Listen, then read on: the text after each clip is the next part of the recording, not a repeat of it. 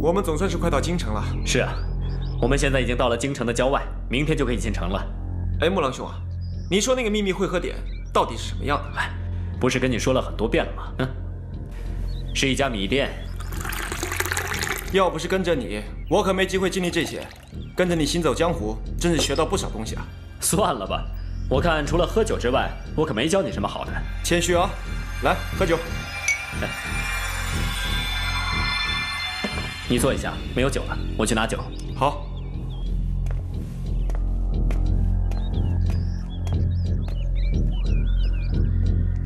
哎，小二，哎，客官，帮我拿壶酒。我就是来送酒的。好，谢谢。啊，你下去吧。好。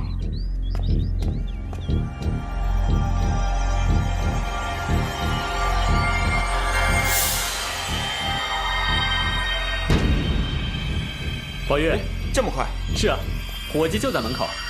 啊，挺巧的。来，我们今天两兄弟一定多喝点。好，一醉方休。一醉方休。来。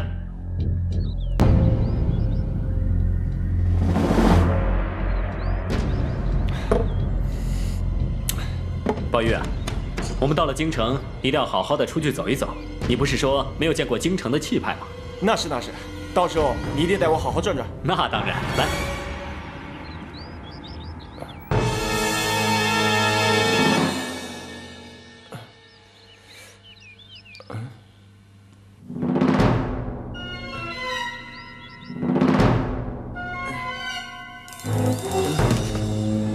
宝玉，宝玉，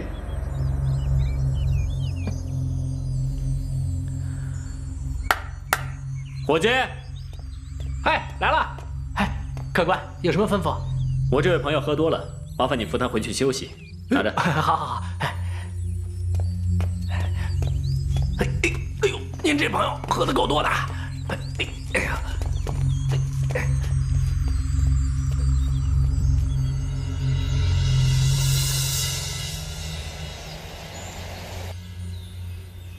属下参见大人。起来吧。谢大人。这些日子辛苦你了，事情办得怎么样了？托皇上和大人的福，事情都办妥当了。我已经派人去搜寻罗亚古城了，只是什么？属下发现神秘人身份的时候很意外。我理解你的心情。其实，如果不是这件事情关系过于重大，我不会让你亲自去接近他，当面交代的。大人，这罗亚古城到底是怎么回事？你们出去。是，大人。本来这件事情我是不应该说的，不过我没把你当外人。你知道，在我们大明之前，胡人建立了元朝，统治中原很长一段时间。他们虽然征服了中原，但是依旧把北方的大漠看成是他们真正的家。他们在几百年的时间里，不断地搜刮中原财宝，打算中原一旦变故，将所有的财宝全部运往大漠。可是他们都是游牧民族，带着这么多财宝到处跑，恐怕不方便吧？问得好，就是因为行动不便，所以他们将所有的财宝都囤积在罗亚古城。这么多年的积蓄，罗亚古城的财宝恐怕非同小可吧？当时看守罗亚古城的人，都是从具有胡人王室血统的家族中严格挑选出来的。他们的家人必须生活在指定的范畴内。蒙古王室将罗亚古城视为他们的生命线，几代人都保守着这个秘密，完全没有人知道。所谓没有不透风的墙，像白三空这种江湖人士，还是曾经听说过这个地方。那是在元朝快灭亡的时候走漏了消息，不过一些江湖人士所听到的只是只言片语，他们只知道罗亚古城代表着一笔财宝，到底是怎么回事，这笔财宝到底有多大，根本没人知道。那罗亚古城真的消失了吗？据说元朝快要灭亡的时候，曾经派人前往罗亚古城送信，让他们送财宝出大漠。可是直到元朝结束，也没有人看见从罗亚古城送出的财宝。这么说，罗亚古城真的消失了？是真的消失了。我当你是自己人，才毫无保留地把这一切全都告诉了你。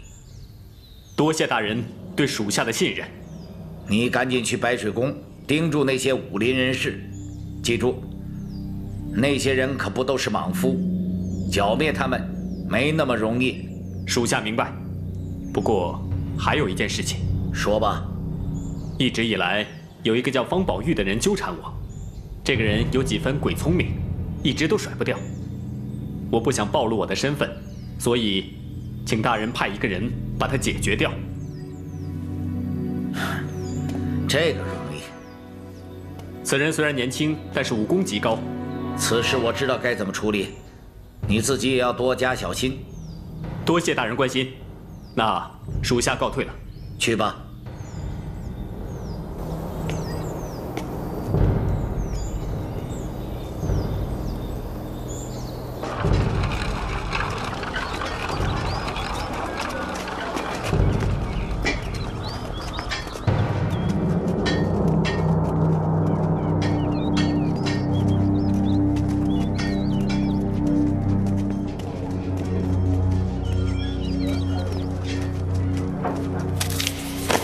对不起。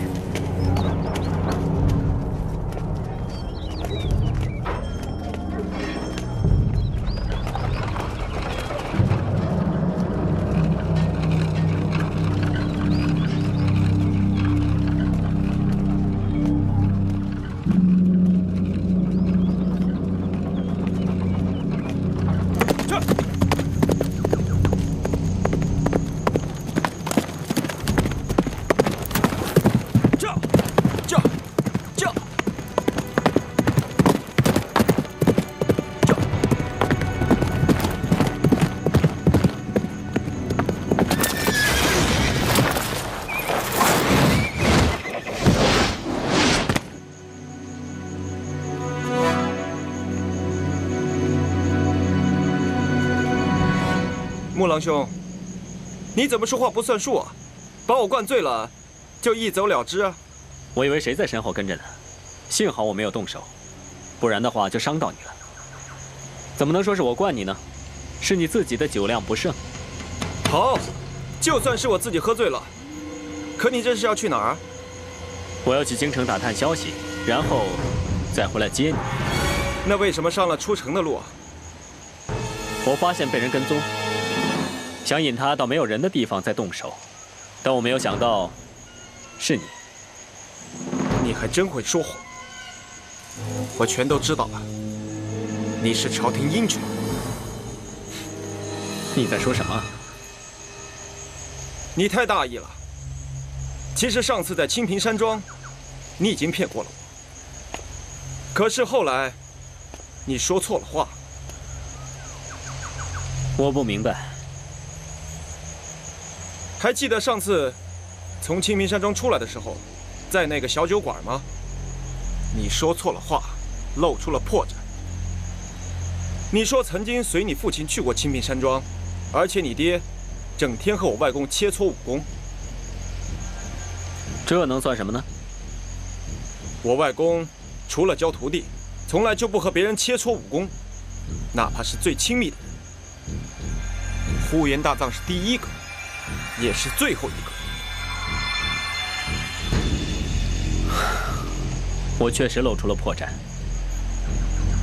没想到瞒过了所有人，却没能瞒过你。今天在屋顶上，我听到你所有的秘密。是吗？那我要恭喜你了，你确实比以前聪明多了。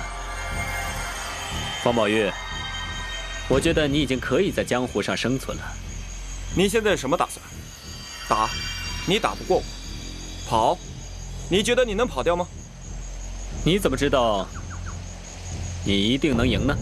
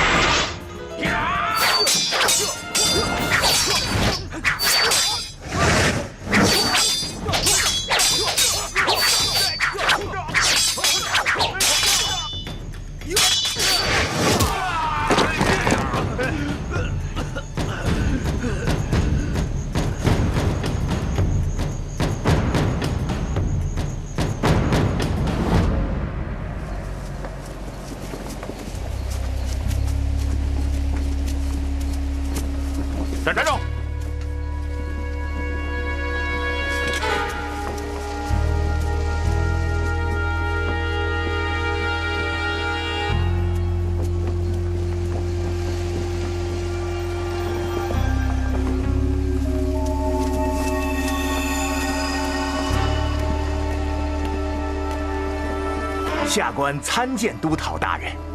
起来说话。交代你的事情怎么样了？回大人的话，按您的吩咐全办妥了。前几天已经派人好不容易从药农那里打听到了进入沉香谷的方法，并且还暗暗地透露给了武当道士。没有让他们起疑心吧？大人放心，在下故意让几个士兵装成药农的样子，再假装不经意透露给道士的。他们都是当地人，没人看得出来。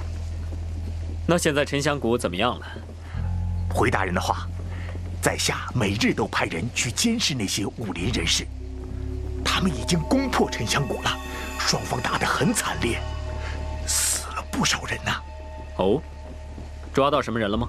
嗨，要说那些武林人士可真够笨的，一群人马出出进进，几乎将沉香谷翻了个底儿朝天。嘿，可是啊，没抓到一个人。唉，白水宫是彻底被灭了。您说，我们下一步该怎么办？是不是要我们一鼓作气，把那些个武林人士全都灭了？以你的实力，现在还做不到。不过你放心，过不了多久，他们就会起内乱的。哦，要不是被人追杀的紧，我是不会到你这里来的。下官明白。现在已经有一个人知道了我的身份，而且从京城一直追到了这里。要不我带人去杀了他？不用，这个人的武功十分了得，你们去了也是送命。督讨的意思是，素闻平凉千户军中的铁甲强弩营威力非同小可，就连胡人的1000人马队也不是敌手，是这样吗？承蒙大人抬爱，这强弩营配备的强弩可挡千军万马，唯一的缺点就是行动不便，使用起来有不少顾忌呀。那我就做个口袋，让这个小子来钻吧。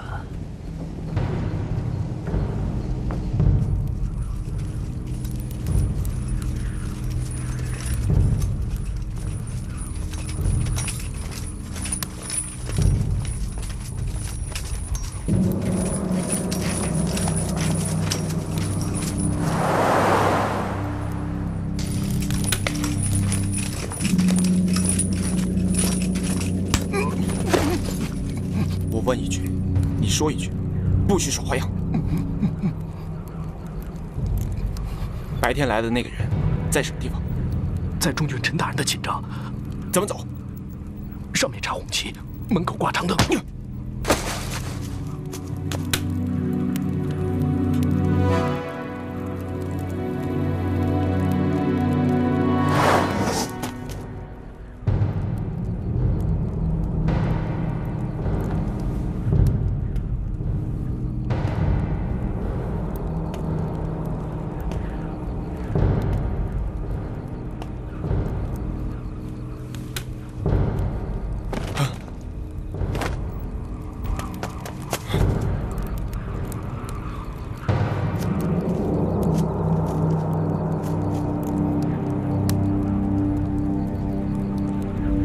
方宝玉，要怪就怪你自己沉不住气。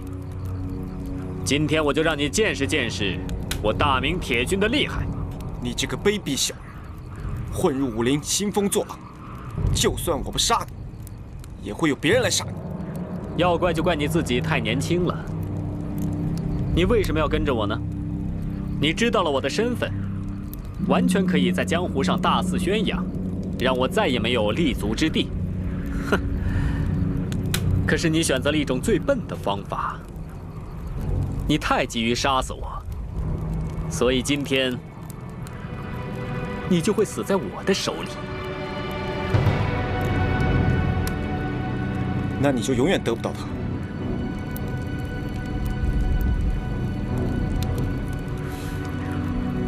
神木令牌怎么会在你手里？我早就说过了，我的一位师傅是你的爷爷，他觉得你们青木堡的人太不成器，就把他给了我。好，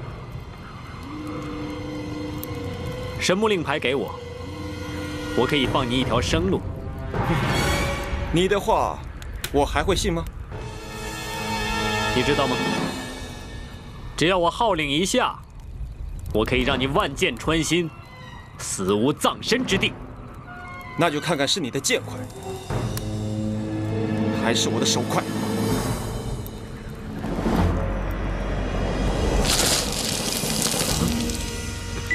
放箭！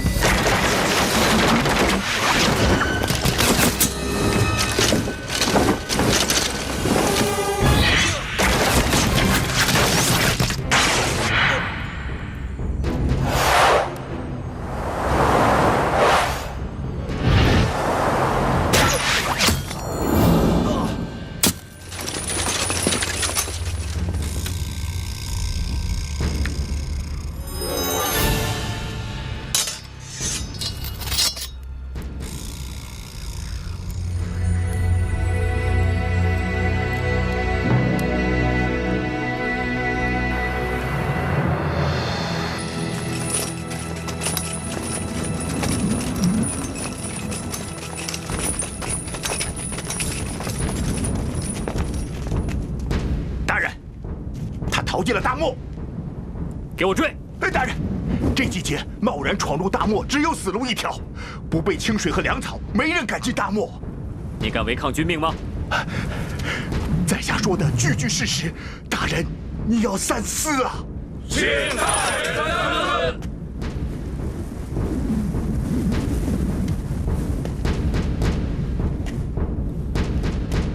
我现在带一部分人先追下去。你备好水和粮草，立刻跟来。大人，万万不可！这个季节沙暴频繁，一旦失去踪迹，大人恐有性命之忧啊！你敢蛊惑军心？信不信我先杀了你？大人，他独自一人闯入沙漠，活不了3天。就算他死了，我也要见到尸体。大人，不如这样，我们一方面准备充足，派人进沙漠追踪；另一方面，我们在这地方严加盘查，那小子插翅难飞。大人，就算他的尸首被野狗吃光，我也要把野狗杀了，取出骨头给大人交令。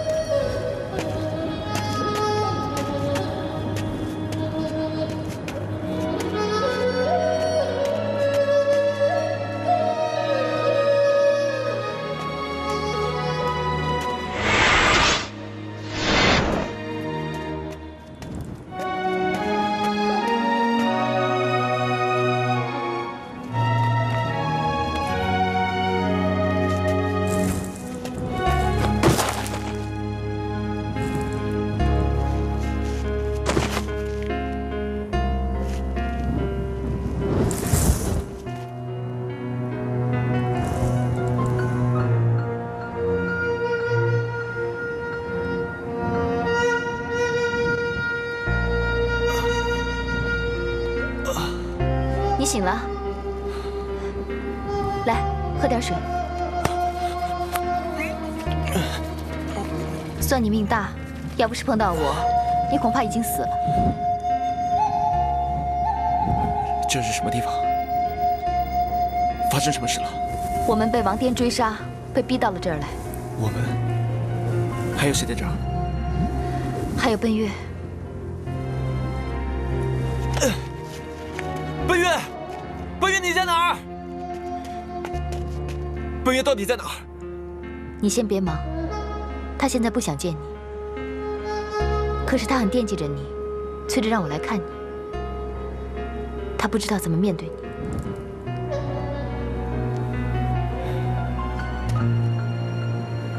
是我对不起他，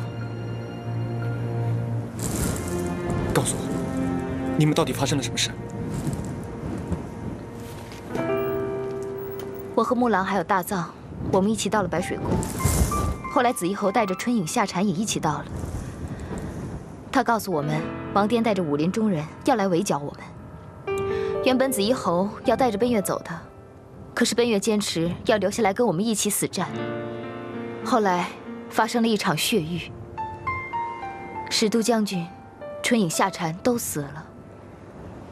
大藏和木狼为了帮助我们躲入密室，奋力抵抗，现在生死未卜。王颠这个欺名盗士的奸雄，我一定要杀了他。后来我们一起躲进沉香谷避难，然后我们就到了这儿了。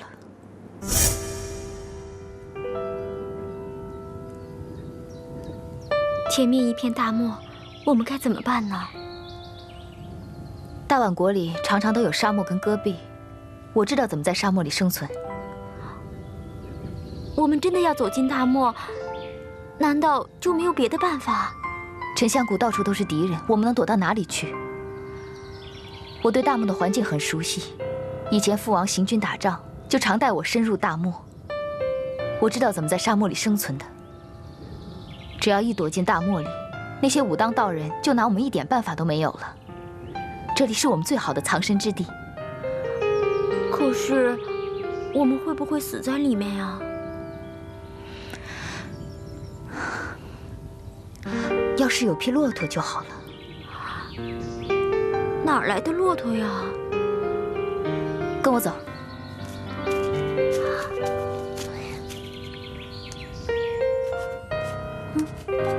这些是干什么用的？等我们走到没有沙棘植物的地方，每隔一段时间就把这些木桩插起来，然后就可以做记号了。至于这些绣花针，在石头上磨一磨就能够指出方向。如果晚上累了的话，我们可以加一些树叶盖着，就可以当做床来休息。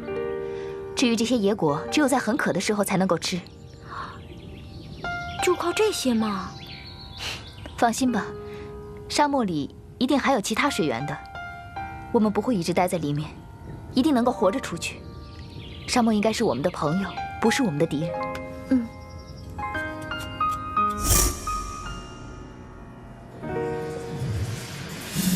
多亏有你，要是换做别人的话，恐怕早就死在大漠里了。你不也还活着吗？我是运气好，只可惜我插的木桩全部被一场风暴给埋了。要不是碰到这片绿洲，恐怕我们也死了。对了，你又是怎么来到这里的？我帮珠儿找到解药后，我们就走散了。珠儿，珠儿她没事了。希望吧。后来我被官兵追杀，就逃进了大漠了。你怎么会被官兵追杀呢？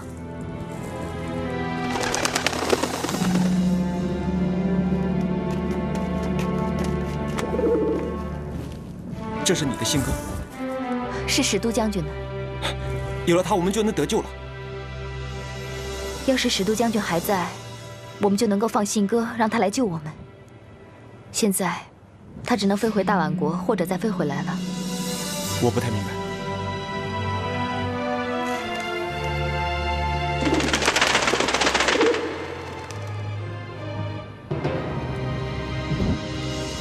信鸽是认主人的，如果主人不在，回家也就没有意义了。史都将军是我大宛国最英勇的将领，如果不是母狼失手打倒他，他也许不会死的。兔子，有些事情我知道你一时难以接受，但是你一定要相信我。你要说什么？木狼神君是假的。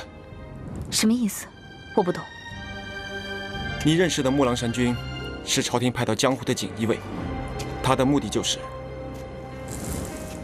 剿灭中原武林，不论是正派还是邪派，他们都要赶尽杀绝，让江湖永远消失。真正的木狼神君恐怕已经死了，或许根本就没有这个人。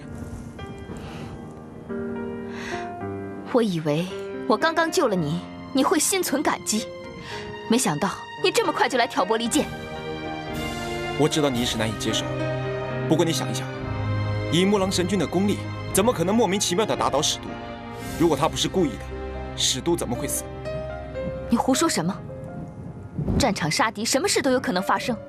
像父王那么英勇，还不是一样被人在背后放过冷箭？更何况你不在现场，没凭没据的，凭什么我要相信你？因为我见到了木狼神君，他没有死，而是鬼鬼祟祟地跑到了清平山庄。木狼没死，他没死，他受伤了吗？伤得重不重？他毫发无伤。谢天谢地。我希望你在木狼神君的事情上能够清醒一点。沉香谷大战是何等的惨烈，就连白水圣母、呼延大藏这样的绝顶高手都不能全身而退，他怎么可能毫发无伤？你别忘了，他可是有软甲护体的。阮家只能挡得住兵器，根本挡不住功力深厚的一掌。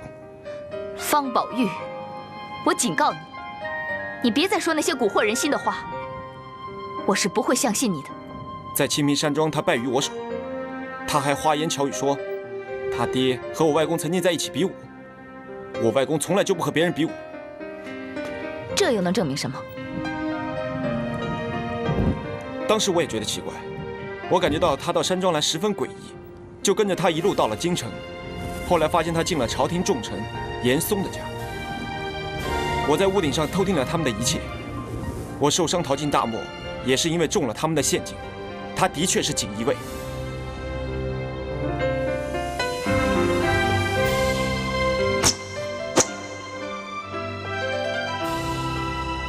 我告诉你，我可以救你，就可以杀你。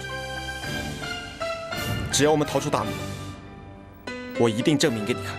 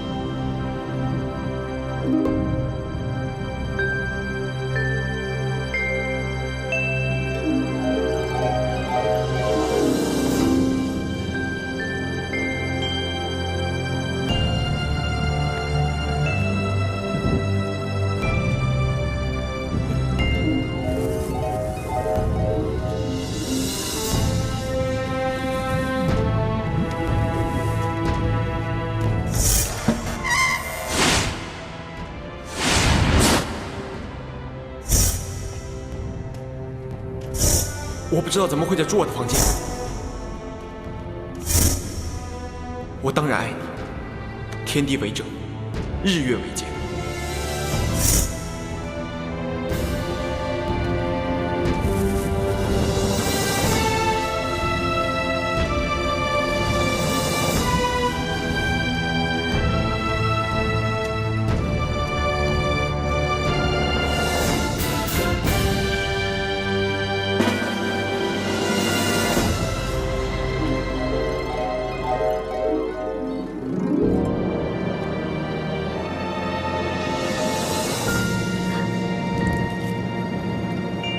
托臣让我给您送这个，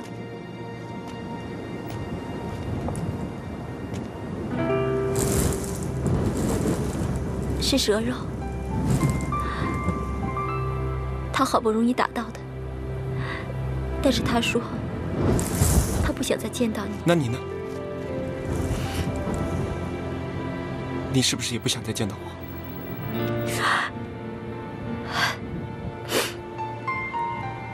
你一定要逼我说出来吗？我是舍不得你的，我在乎你，关心你。这些日子，我一直都在想着你。就算在这大漠里，我也想见到你。我天天祈祷，可以在梦里见到你，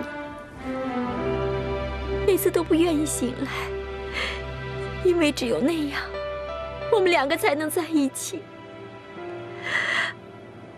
我怕天亮，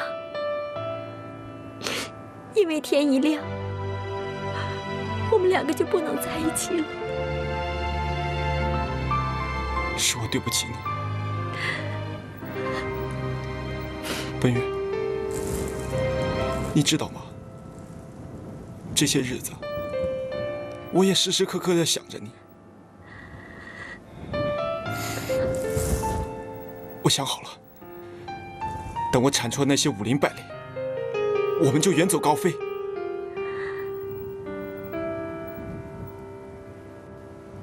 天下的坏人是杀不完的。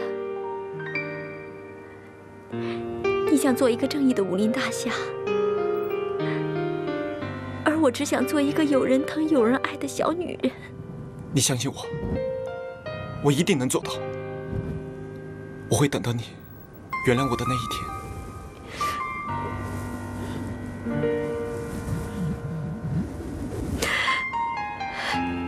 说什么都晚了。如果你能走出这片大漠，你还是好好照顾珠儿吧。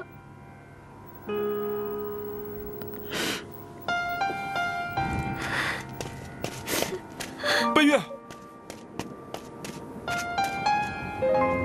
奔月。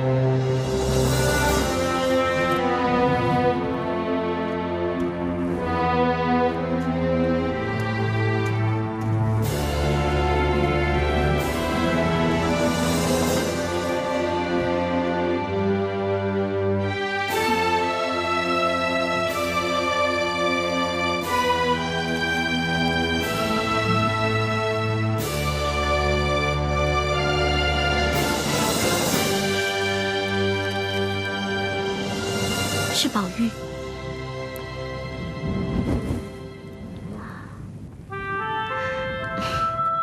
一定是知道昨天得罪我们了，所以今天将功赎罪去打野兔了，就原谅他吧。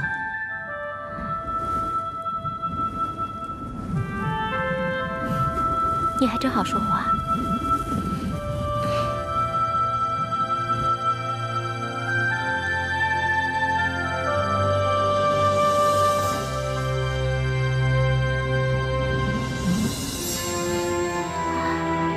都给了我们，你吃什么？我还不饿。你拿着吧，我们吃饱了。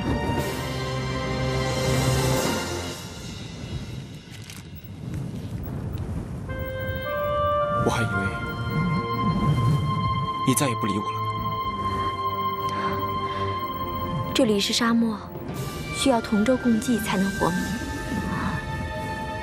何况我们还需要人打兔子。我是运气好，守了一夜，打到这么一只。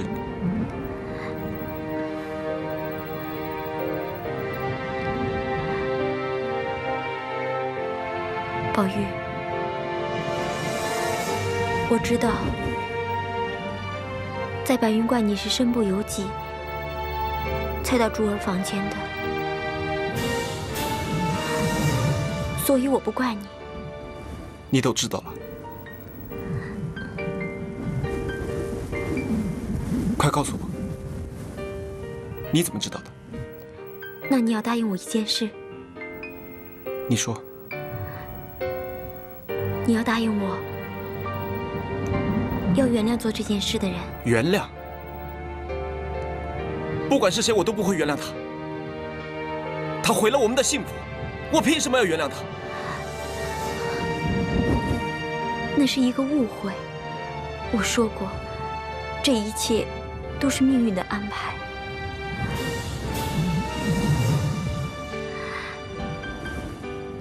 在白云观，是圣母做的手脚。这到底怎么回事？那时你要和大藏比武，王颠为了扰乱他的心智，故意说要把珠儿许配给你。这些我早知道了。王颠的计策被圣母看破了，于是那天夜里，在你练功的时候，圣母偷偷躲在暗处，施展武功，迷了你的心智。可他原本是想把你送到我的房间，但是阴差阳错，就送到了珠儿那里。你怎么会知道这些？在白水宫，我和圣母感情很好。她每天看着我为这些事情痛不欲生，甚至常常想到死。为了让我好好活着，她告诉了我一切。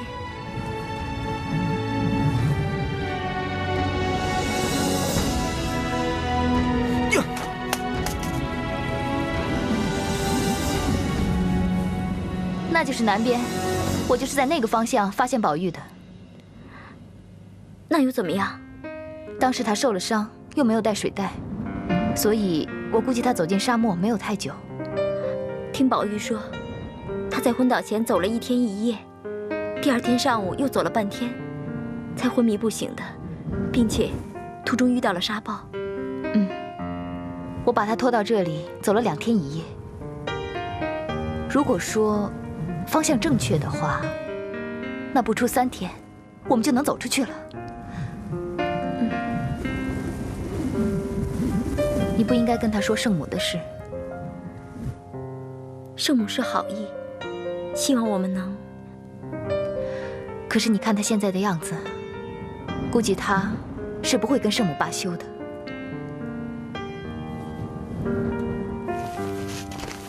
我不会去找圣母的。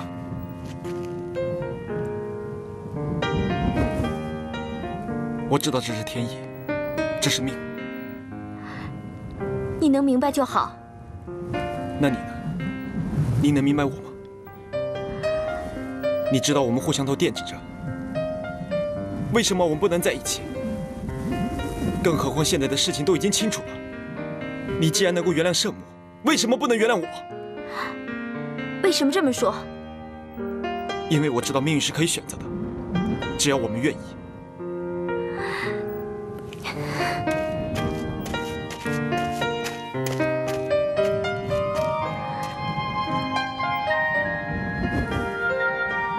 你要我怎么选择？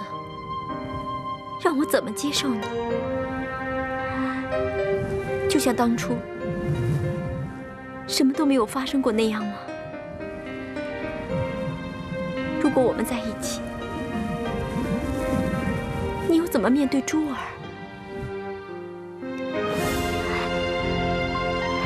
当初你那么有责任感，一定要带珠儿去疗伤。现在，你的责任感跑到哪儿去了？难道现在你就不用为珠儿担心了吗？可那是个误会啊！这不是个误会，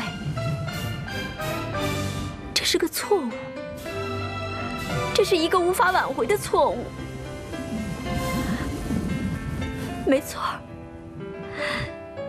当初我和你确实洞房花烛，可是入洞房的不是我，而是他。好了好了，你们两个别吵了。这是什么地方？还在这儿女情长？我们要准备很多东西，要做很多的事情，要赶快走，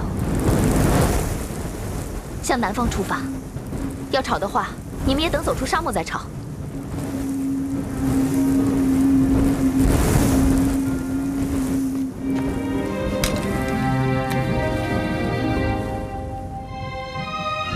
快走吧，晚上起风就不好了。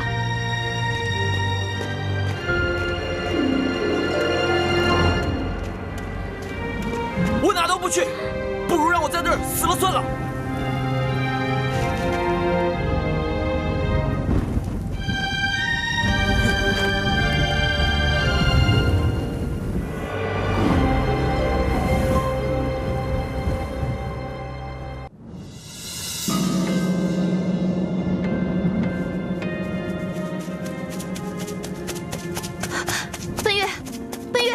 快起来，快起来！宝玉不见了。这里是沙漠，他能去哪儿啊？也许是去找吃的了吧？我是跟你说真的。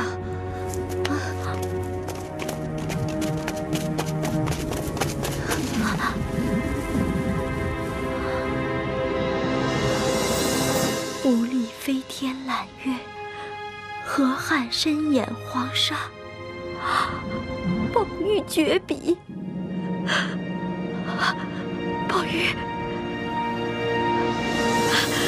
宝玉，宝玉回来！宝玉，宝玉回来！好了，你冷静一点，你再这样，事情只会越来越糟。他为什么这么傻？他为什么这么傻？什么东西都没有带，他就这样进了大漠，一定必死无疑。你快想想办法，把他找回来。好了，你再不冷静，只怕他真的没救了。今天早上我起来的时候，地上的脚印还在，沙还没有塌，可见他不是夜里走的，是早上才离开，应该走得不远，我们还追得上他。那我们现在去追吧。只是他是向北边走的，可北边马上要起风了，那就更应该去追了。我们原本是应该向南的，宝玉却向北走了。如果跟着去追他，可能会遇上沙暴，到时候迷了方向，可就麻烦了。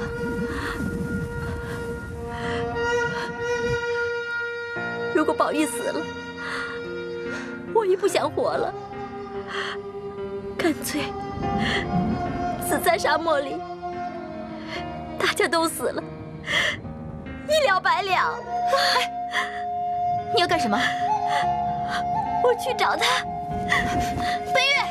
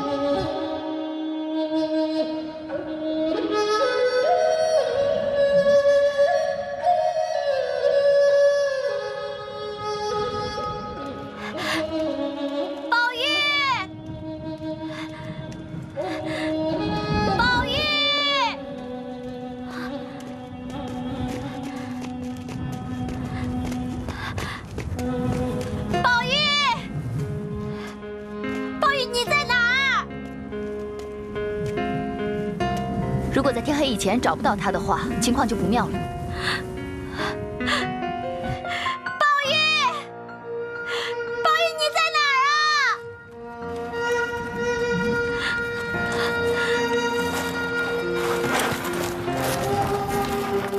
是骆驼，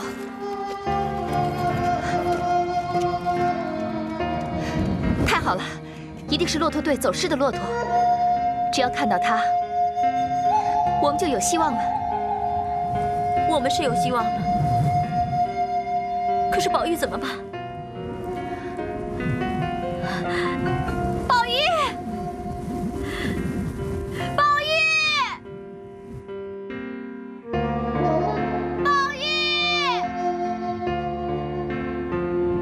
你在哪？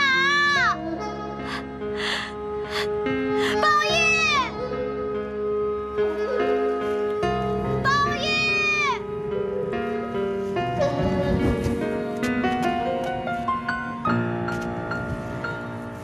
我在这儿。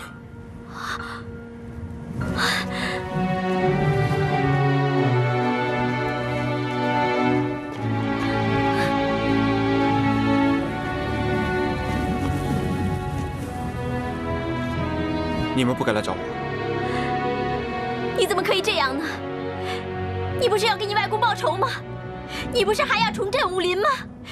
你怎么可以这样走了呢？这些我都已经无所谓了。你怎么能这么说话？你从来不是一个自暴自弃的人，现在也不可以。可是就这么活着，还不如死了算了。你大仇未报，没有资格死。好了好了，宝玉、奔月，你们两个不要一见面就吵架。再不走的话，要是晚上起沙暴，可就麻烦了。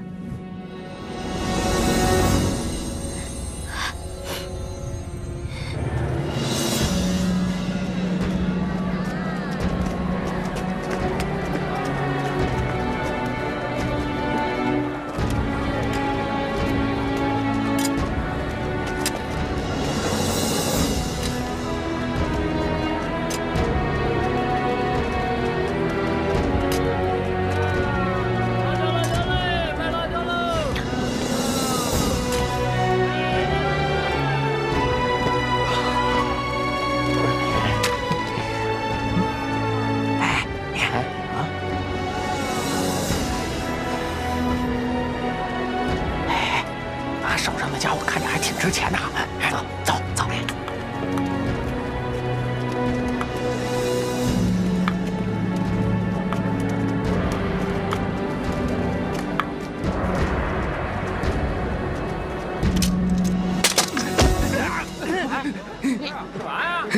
别碰我的刀！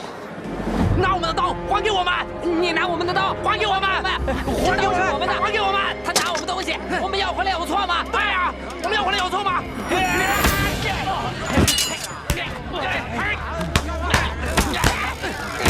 住手！阿狗，我经常来施舍饭菜给你们，怎么不知道你们有把刀啊？喂，事情还没有搞清楚，你跑什么？长光。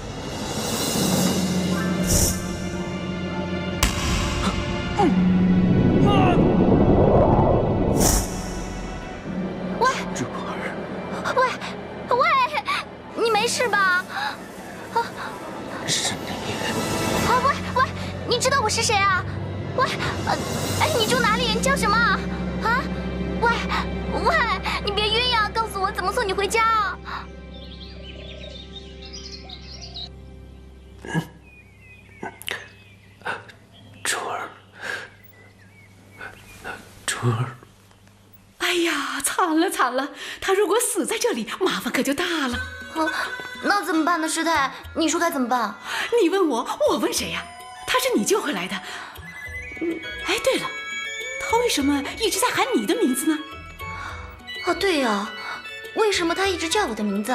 我不认识他，难道我在市集里施手个饭菜给他？哎呦，你又问一些我回答不出来的问题了。这个他啊，对了，世界上叫珠儿的人很多，他喊的不是你。哎，不过是你把他救回来的，我看你们俩一定是有缘分。你来照顾他吧。我？哎，上次是我把你救回来，我来照顾你。这次是你把他救回来，当然是你照顾他了。难道还要我照顾不成？要不然，让他自己照顾自己吧。哦，不成，在这里躺着好像很不方便的。我们把他抬到这个山后面的茅草屋吧。我从来没有照顾过病人，我该怎么做？哦，很简单，喂喂汤，喂喂菜，擦擦身子，洗洗澡。啊？洗澡？啊，洗澡我不行啊，这个我做不来。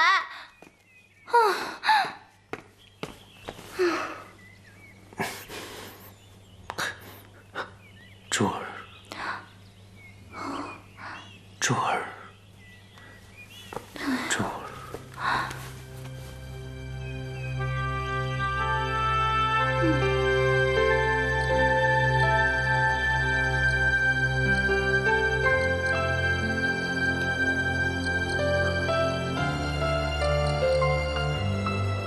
你已经昏迷了3天了，你打算什么时候醒啊？你究竟是什么人呢？为什么一直叫着我的名字？难道你认识我？还是你认识另外一个也叫珠儿的姑娘呢？你不知道的，师太说我失忆了，什么都不记得了。我想不起父母的样子，也不记得有没有兄弟姐妹。如果你认识我，那就好了，我就不需要一直缠着师太问东问西的，弄得她烦透了。不过你想一下，其实安堂就只有这么大，我不问她还能问谁啊？不过实在闷得发慌的话，那就只好抬头问天喽。哇，这里看星星比禅房里还要清楚呢。你看，那颗星是爹，那颗星是娘，旁边那颗是妹妹。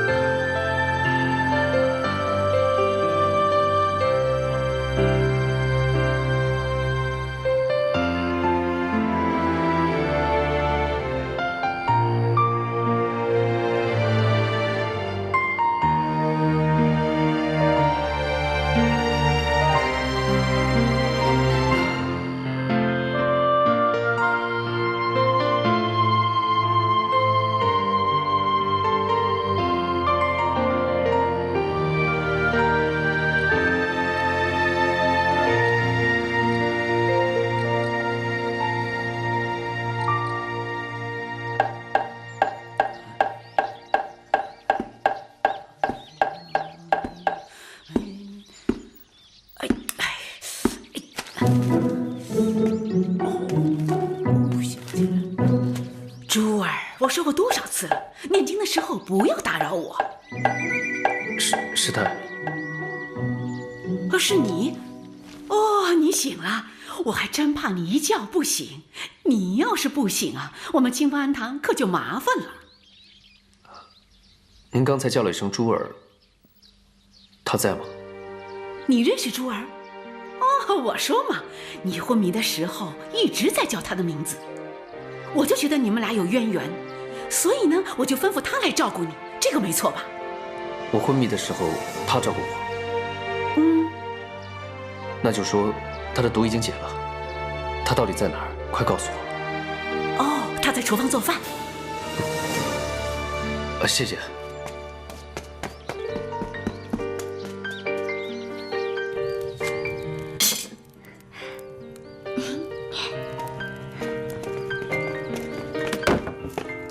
师太，我煮好这个菜就可以开饭了。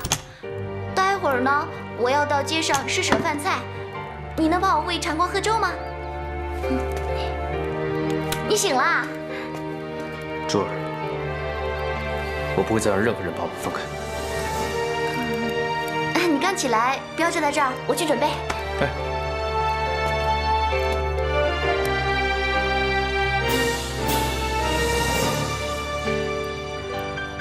怎么？你不认得我了？我记得你啊，你是长光吗？3天前你在街上昏倒了，是我救你回来的。但是你昏迷的时候手里握着一把剑，还叫着我的名字和长光。你是不是叫长光啊？你究竟叫什么名字啊？为什么你会叫我的名字？我们认识吗？对，我们认识啊。那你告诉我，我们是怎么认识的？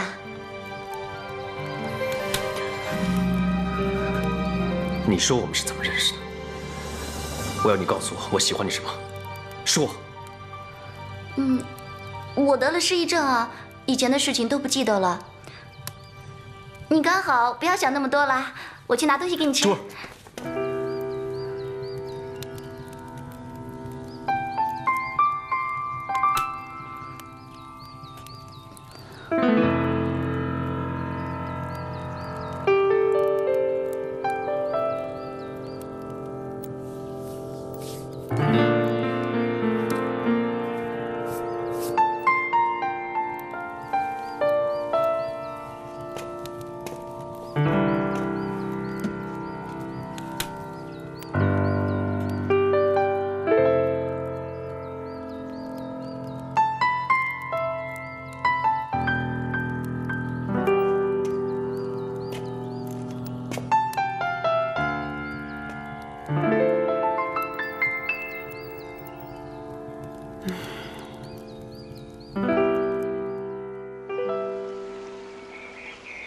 快走吧，你的腿伤已经养好了，快回家去吧啊！走吧，走，快走啊！哎，我知道，我养你这么久，你是舍不得我是吧？可是你知道吗？天底下没有不散的宴席，我救你就当作是缘起，我送你回家就当作缘灭。缘起缘灭本来就是生生不息嘛，你就不要难过啦，快走吧，走吧走吧。哎呦，走得太慢了，走这么慢，回到家里天就要黑了。送君千里，终须一别，我们后会有期。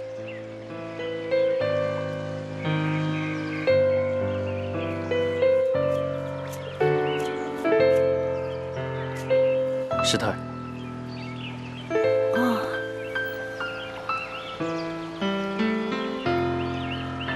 我们就是这样一波三折。他被亲生父亲下蛊陷害，被迫分离。想不到，你们的故事比大戏里的薛丁山和樊梨花还要精彩、曲折离奇。谁是薛丁山、樊梨花？不认识。哦，你是从蓬莱来的，当然不认识他们了。我就想知道，我先前把珠儿托给方宝玉，带他回去找他爹要解药，为什么他会在安堂？为什么他一个人？为什么他什么都不记得了？你问问题最好一个一个的问，不要把我给搞乱了。我只是知道有一天他昏倒在我的安堂前，我无计可施，把他救了回来。没想到他丧失了记忆，直到有一天他问我他叫什么名字，我愣了好一会儿，才觉得他完全失去记忆了。在失忆之前，他还提过什么？他说过他喝过一次解药，这种解药会让他忘情忘爱，甚至丧失记忆。他一定是被逼的，他不可能忘记我，不可能。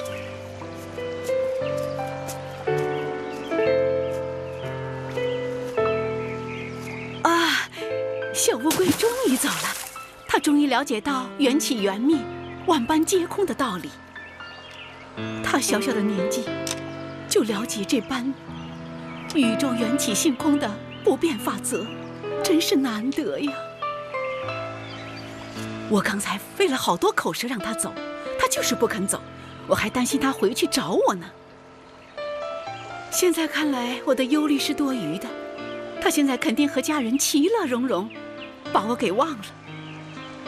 可是只要他开心，记不得我，又有什么要紧呢？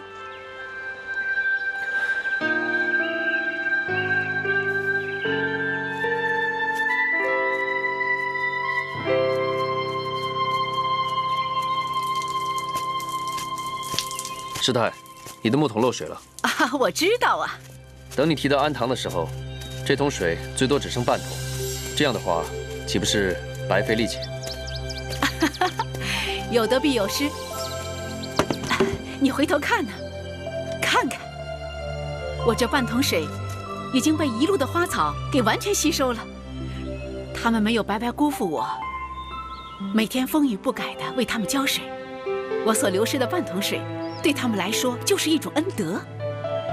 不要把得失看得这么重，有得必有失，能拿得起必须放得下。一件事情往往有2个层面，千万不要自怨自艾，庸人自扰。当你走投无路的时候，有可能暗藏生机，请你好好的参详参详啊，慧觉。哎呦，我的记性什么时候好起来了？竟然还记得师父的教训。哎呀，不说了不说了，还是赶快去干活吧。哎呀，哎呀，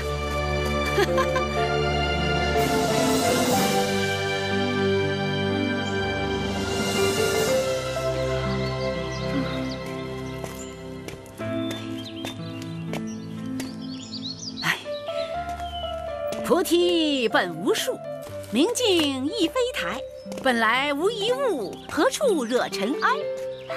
师太，长光醒了，你知道吗？醒就醒了，有什么大不了的？你见过他了？见过了。来，什么事啊？他刚才问了些很奇怪的事。他也问你一些古里古怪的问题？是啊，不过我只听懂了一点点啊。哦，他是不是一直在问你认不认识他？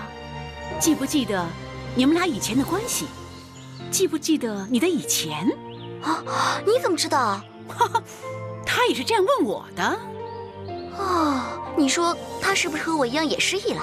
哎呀，失去记忆的是你，他记得是以前的你，他觉得你不认识他了，所以他才这样问你。哎呦，那我以前是什么样呢？和他又是什么关系呢？啊，那我从前是不是不会烧饭的？我煮饭好难吃哦。那你快去问他呀，他会告诉你呀。等我忙完了再去问了。你不是很想知道你的以前吗？我都不记得了，就算知道也没有意义了。你不是很想知道你是怎么失去记忆的吗？我只不过是好奇嘛。无论我是头被撞伤而失忆的，还是生了一场大病而失忆的，都过去了，没什么。你应该去问问他，你的姐姐、亲人、朋友都是谁呀？师太，本来无一物，何处惹尘埃？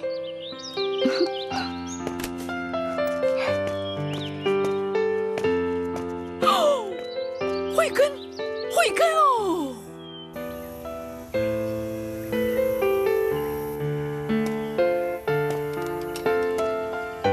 啊，进来坐吧。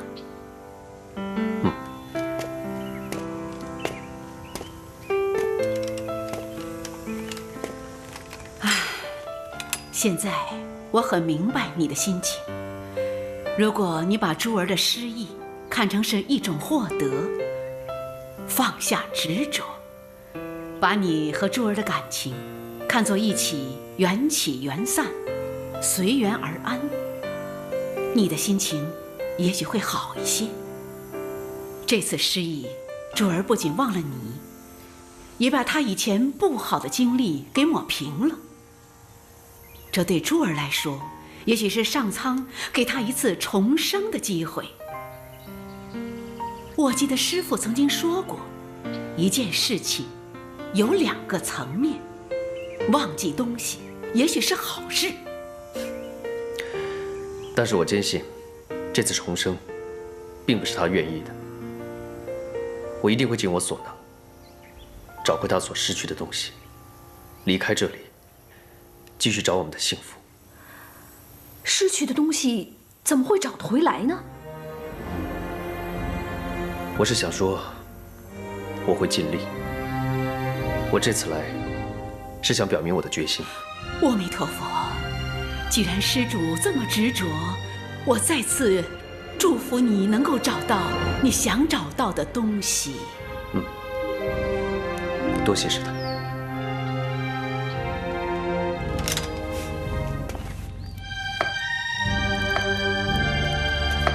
珠儿，我带你去个地方。我在做饭呢。走啊！等我。哎，你要带我去哪儿啊？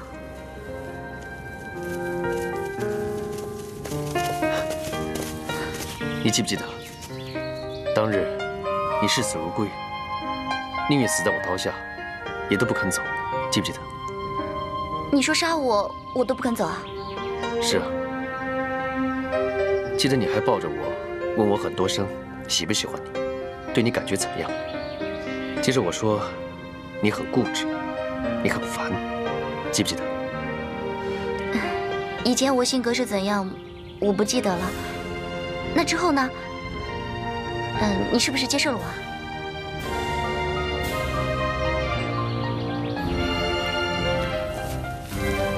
我带你去另外一个地方，走。哇，这里好漂亮啊！这里离安堂那么近，我怎么不知道啊？你什么时候发现的？你真的不记得这里了？没关系，你很快会记起来的。你饿不饿？不如我回去煮东西给你吃。你想吃什么？我煮一碗面给你吃啊。对，煮面。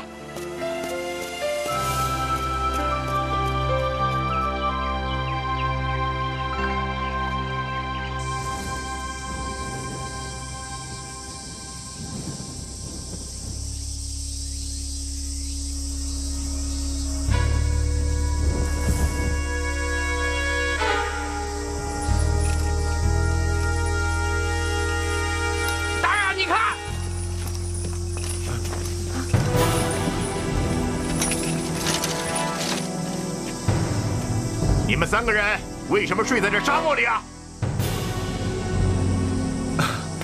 官爷，我们兄妹3人是骆驼队里面做生意的，前2天遇上沙暴，就和同伙失散了，现在只能徒步走到附近的城镇与同伙会合。听你的口音，好像不是本地人吧？我们是大宛国的人。你们有没有见过一个手腕受伤的年轻人从这里走过？刚才是看到一个受伤的人，不过他往东边走了。官爷，有没有水喝呀？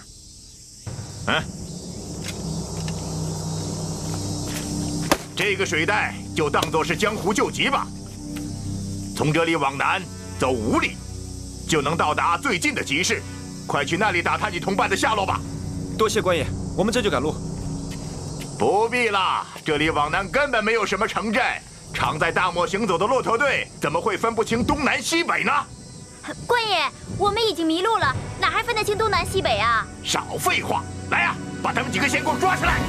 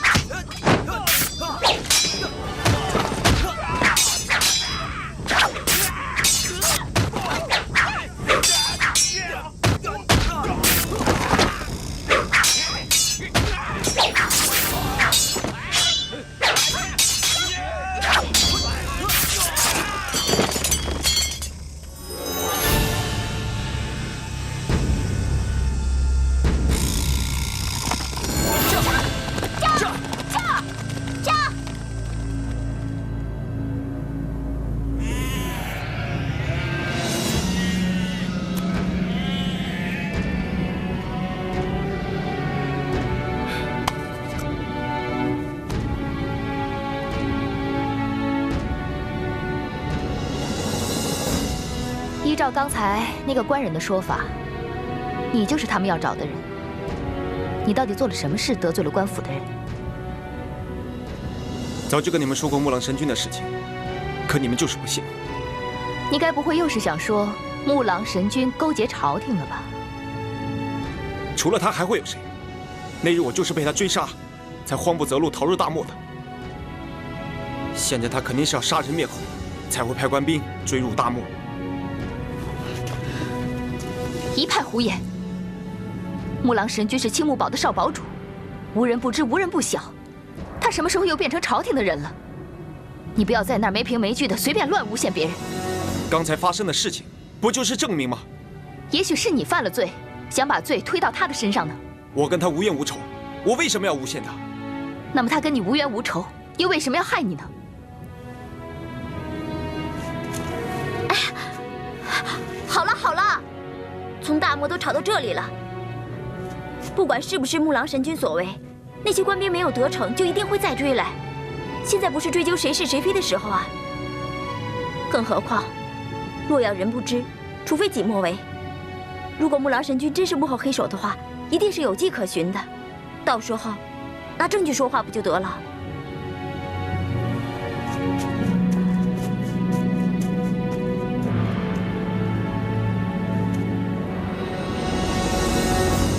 哎，听说了吗？这个杀人魔啊，比平常老百姓要高上2倍，一只手就能把一个人抬起来，再活活把人摔死。哎呦，哎，1天内就能够血洗潼关镇西镖局，杀死100多人啊！听说他是个武艺高强的江湖人士，有惨案发生了。你看，哎，我说，你们知不知道这个方宝玉他到底是什么人啊？不知道。9位女堂主，个个都是被他先奸后杀。你说这还有人性？是啊，真是没人性，没人性，丧心病，丧心病狂！走吧。杀人魔王。你看这，你看这，是的。哎，快！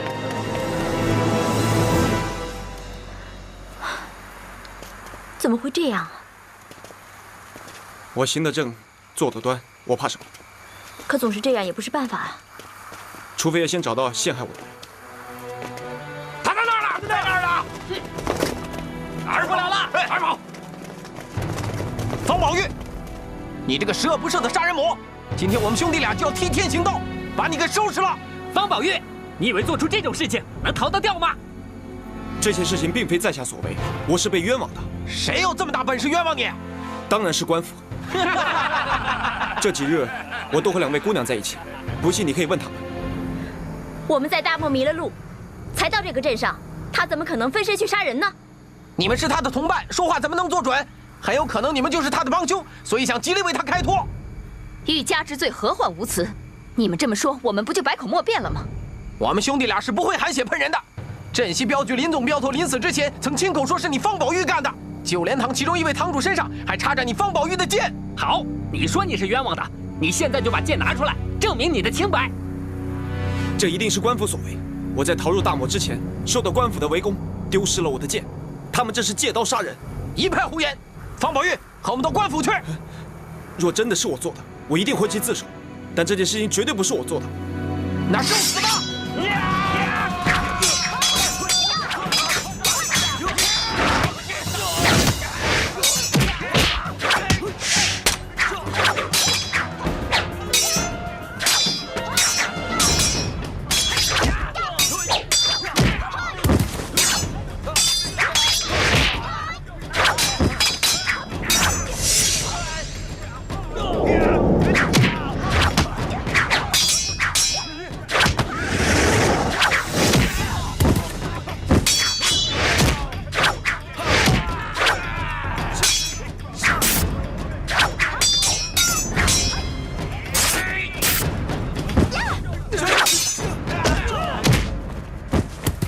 你没事吧？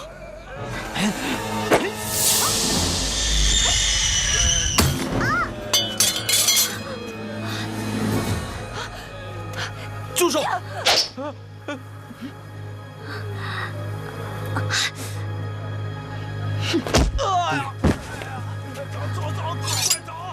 不远。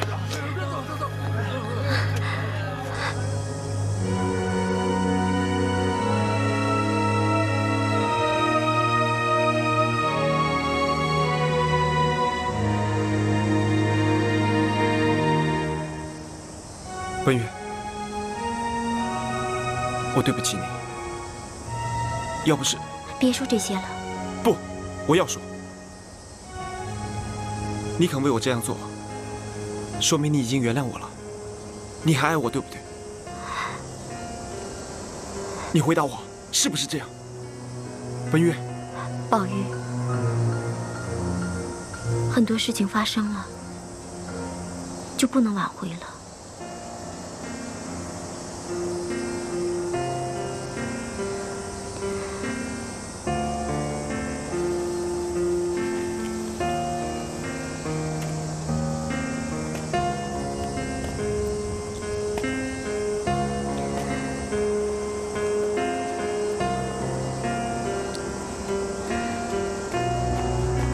来，吃点东西吧。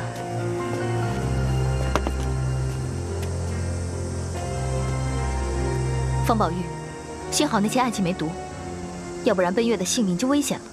到时候看你怎么跟紫衣侯交代。托尘姐姐，我没事了。不过事情真的很蹊跷，怎么会这样呢？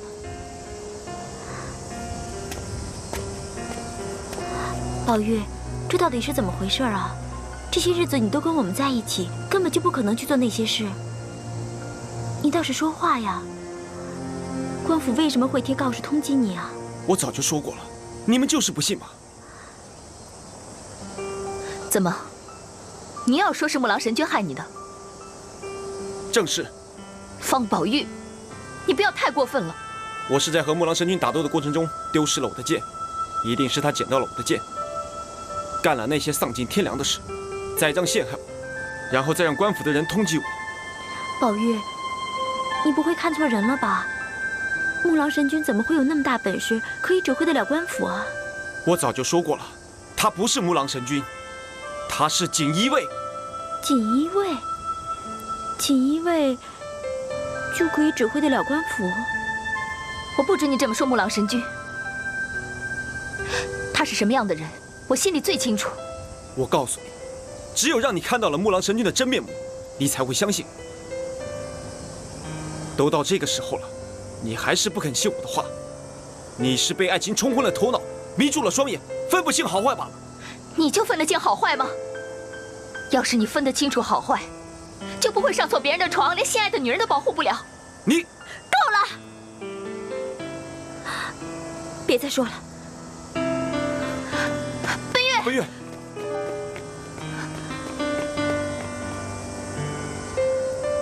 我会证明给你们看的。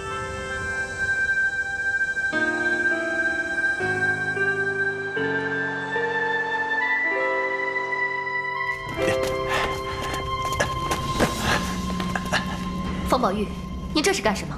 你们不相信我，问他好了。他是谁呀？说，你是谁？怎么，苦头还没吃够？还不乖乖回话！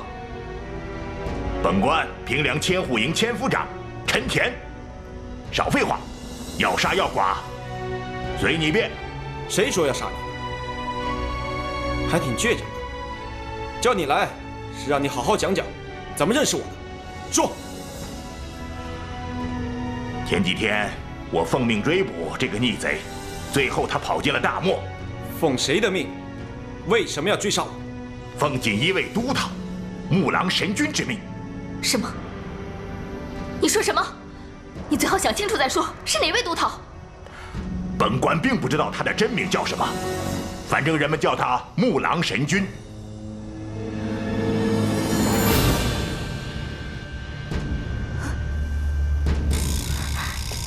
说，他为什么要杀方宝玉？此逆贼乃是威胁到朝廷的大魔头，而且他的武艺十分高强，就算我动用了强弩营，也对付不了他。不过还没有人在强弩阵中全身而退，要不是他跑进了大漠，今天还说不定怎么样。嘿，算他命大。这么说，城里的告示是木狼神君让贴的？嘿，像方宝玉这种身背几十条人命的大魔头，人人得而诛之。我看两位姑娘年纪轻轻，可不要让这小子的外表给蒙骗了。说，是不是木狼神君下的命令？是督讨的意思，又怎么样？你给我住口！我不许你再一派胡言！嘿，我身为朝廷命官，骗你干什么？嘿，这种事有什么好骗的？朝廷命官是吧？好，我今天就杀了你，要你这条狗命！住手！你放开！你冷静一点。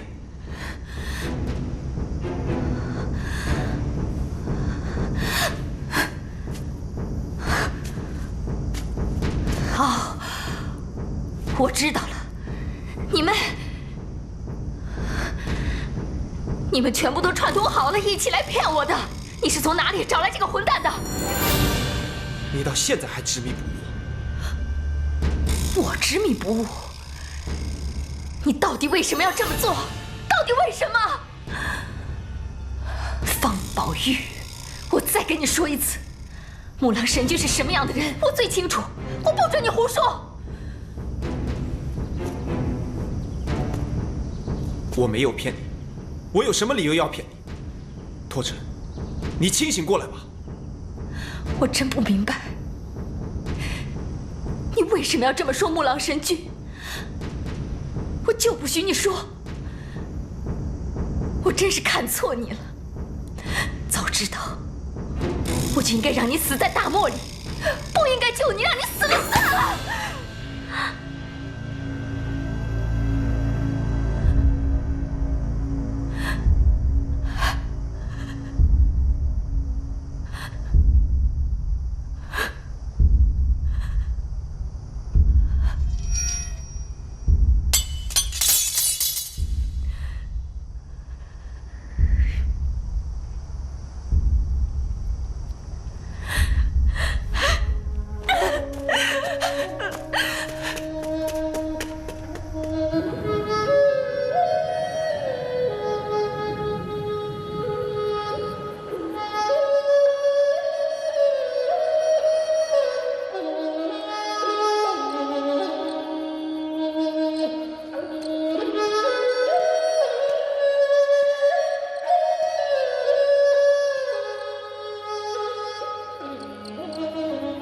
宝玉，原来你在这儿啊，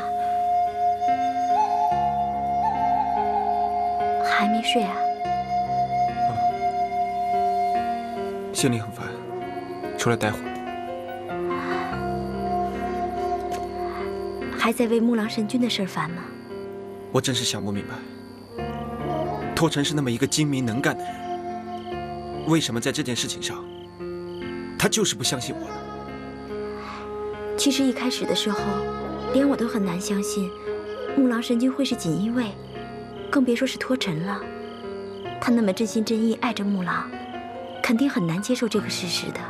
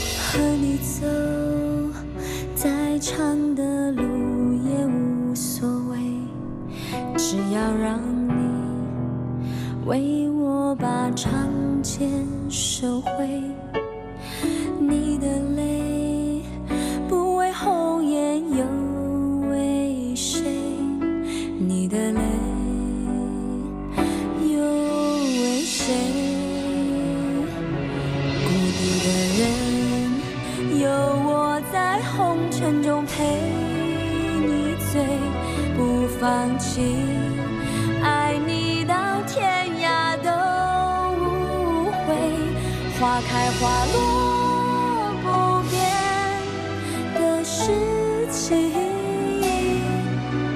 无怨无悔，你是我猜不出的你。